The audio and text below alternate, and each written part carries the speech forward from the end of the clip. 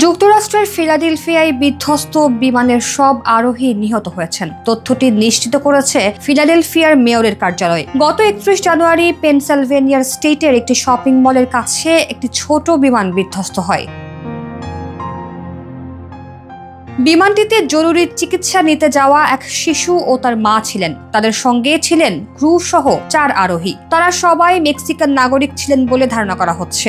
সংকটাপন্ন ওই শিশুটি যুক্তরাষ্ট্রে চিকিৎসা শেষে মেক্সিকোর টিজুয়ানা শহরে ফিরে যাচ্ছিল।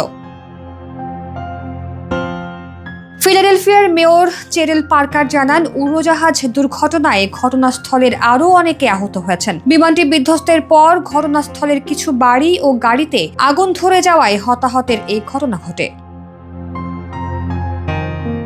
তথ্য বিশ্লেষণে দেখা গেছে, উড়োজাহাজটি বিধ্বস্ত হওয়ার আগে মাত্র 1 মিনিট আকাশে ছিল, অর্থাৎ উড্ডয়নের পরপরই উড়োজাহাজটি বিধ্বস্ত হয়। ফলে যান্ত্রিক ত্রুটির কারণেই বিমানটি বিধ্বস্ত হয়েছে বলে ধারণা করা হচ্ছে। এর আগে ওয়াশিংটন ডিসির হোয়াইট হাউসের কাছে আমেরিকান এয়ারলাইন্সের একটি উড়োজাহাজের সঙ্গে সেনাবাহিনীর হেলিকপ্টারের সংঘর্ষ হয়। মাঝ আকাশে দ্বিখণ্ডিত হয়ে পটোম্যাক নদীতে আছড়ে পড়ে যাত্রীবাহী বিমান ও হেলিকপ্টারটি। এতে 67 জন আরোহীর সবাই নিহত হয়েছেন বলে ধারণা করা হচ্ছে।